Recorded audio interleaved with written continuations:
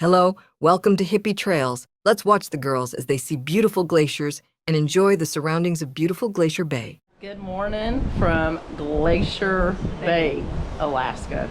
And my goodness, I wish, I got my binoculars, and I will tell you, if you do this trip, make sure you have binoculars. So far this morning, I have seen a whale. You didn't get to see it because I had binoculars, so it was super cool. Got to see it spray and saw its big, huge tail going down in the water, so that was exciting.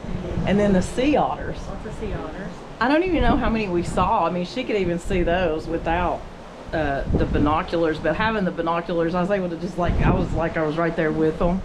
And they're so cute. They were just swimming on their backs, and I don't even know how many, probably 10 that I saw this morning. So that is super, super cool. Now we're coming up on all the glacier, the ice, and all that really cool stuff. I don't know how well you'll be able to see it, but I do hope you can see it. Today we will just tour, and when I say tour, cruise through here until I think 2 o'clock. And then we will actually go to Icy Point, where we will get off the ship at 5 o'clock. And we're gonna go visit a place called Huna. But right now we're just taking all this in. It's absolutely beautiful.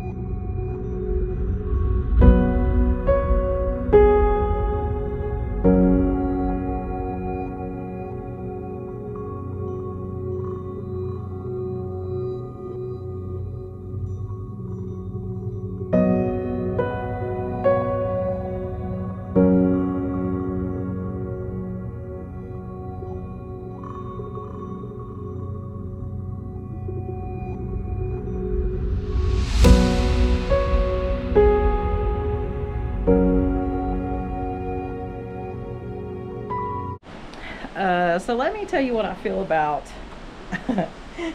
Glacier National Park. We've been everywhere, and and I'm sorry that it's bright, and we've seen some beautiful, I mean, no matter where you go, it's beautiful. But this, Oh God. it takes the cake, because you're in a part, nobody lives there. Just nature, just your black bear, brown bear live there. Sea otters, whales. Yeah, that's it. And let me tell you how cool this was. We saw 2 whales. I can't even begin to tell you how many sea otters. And so now I'm obsessed with sea otters. I'm going to have to, I don't know, I may even get a tattoo. I love them. They're so cute. And you can sit here, and again, the binoculars are a must. You got to get binoculars. But they're so cute. Every time you spot one, they're just laying on their backs, just swimming away, and it's just beautiful. And the glaciers, Huge. golly, I can't believe they used to be so much bigger than they are now. yeah. I mean, it's like huge ice land masses that just have carved out these mountains. It's amazing. Just the history of it is insane.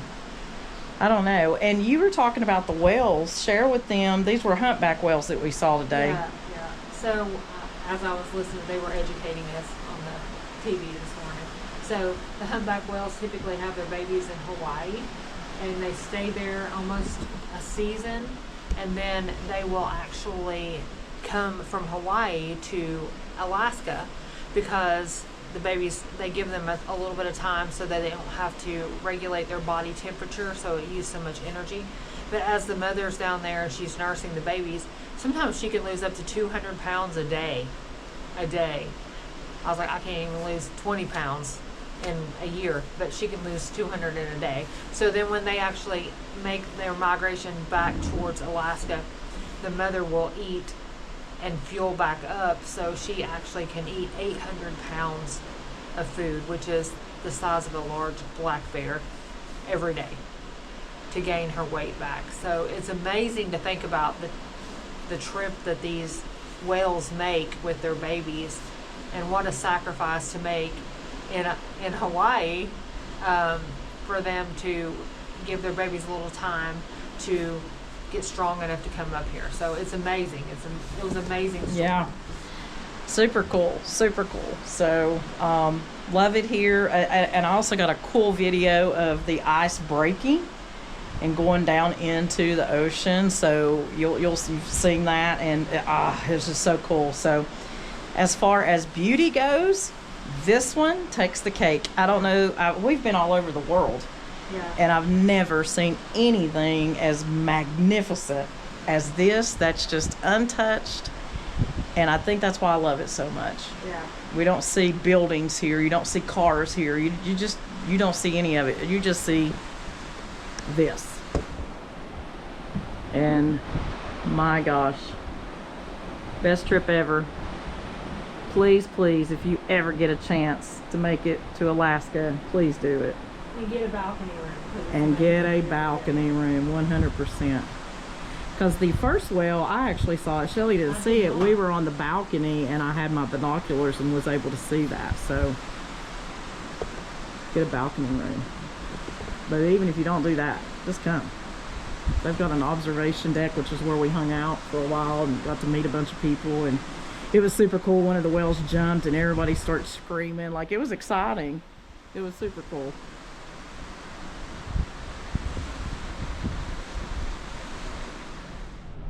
Well, hello. We left the Glacier National Park area, and now we are in an icy point, Alaska. So look at this. It doesn't matter where you go, it's beautiful. Beautiful. So we're actually going to go off the ship and go look for a place called Huna. Right? And I think there's, so we have no idea what we're getting into. We didn't do any excursion today, so maybe just walk through the town, but we'll definitely film it. Shelly and I just left an auction, and we had a blast, an art auction. Ended up buying 4 paintings. We got 3 Thomas Kincaid, and it was, I really wanted to get it because my mother loved Thomas Kincaid, and I knew that would have made her smile. And then another one, and the artist's name is Goddard, and he did just one original, just for this cruise and for it being in Alaska. And what we got was a bear fishing and having a boot on the end of his reel. So it's super cute. Yeah. So.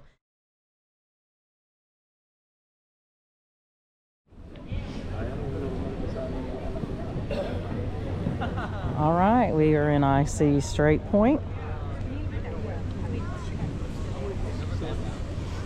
You can see the gondolas going up the mountain there. If you guys go and have a tour,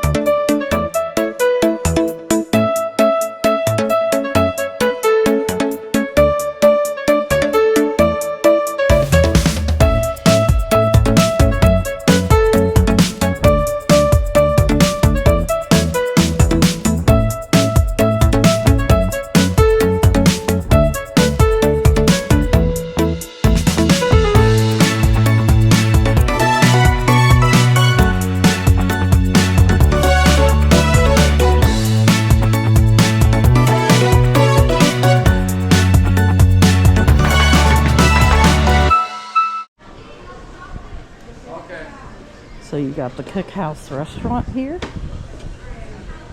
If you want to come get some food. It looks like we got the cannery dock and then the crab house dock. There's an icy strait museum, shops, and a kayak center if you wanted to rent a kayak.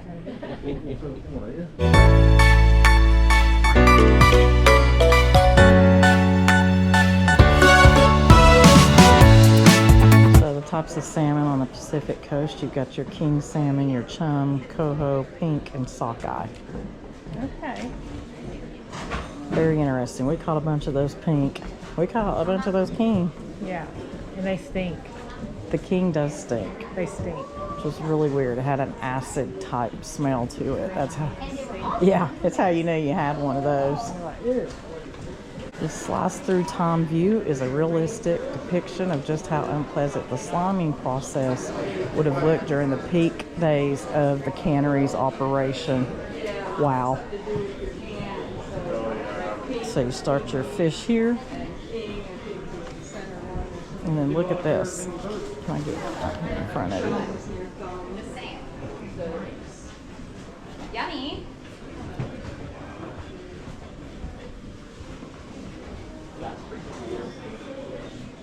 Alright, okay. It's even got pink blood going on. Yes.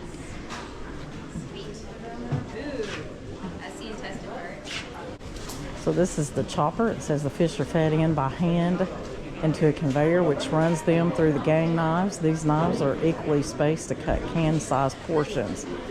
The cut salmon is then fed into the filler machine at the same time cans are being loaded from the can shop.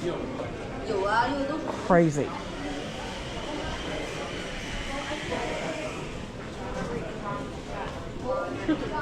This is the filler directly from the chopper. The can-sized portions of salmon are fed into the filler and loaded into the cans.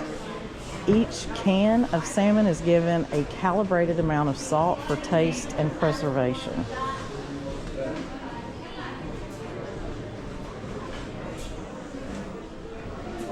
It's here that the workers add pieces of salmon hand-cut from the fish too small or too large for the machines. After weighing against a master can on a balanced scale, these corrected cans are put back onto the main conveyor belt to continue in the canning process.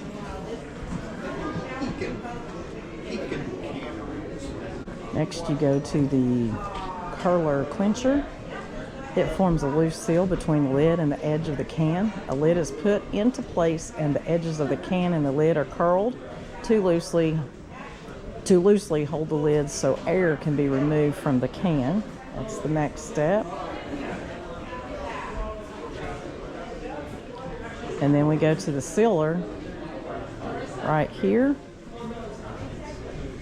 The vacuum sealer extracts all air to ensure longevity and product freshness.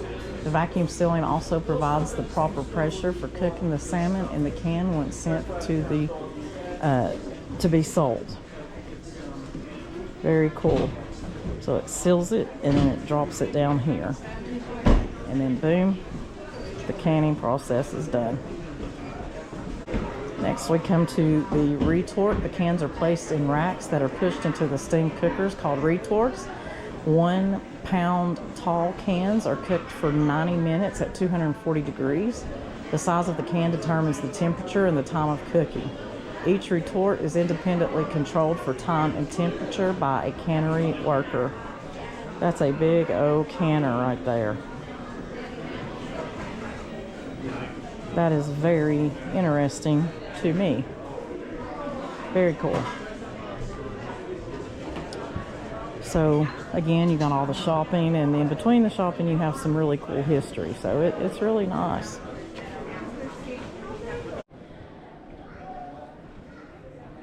These are the crab traps.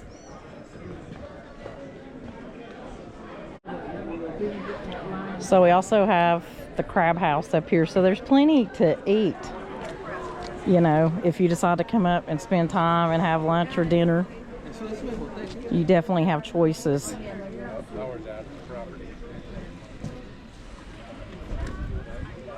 All right, I think we're gonna head back and get on the gondola and go back to the bottom.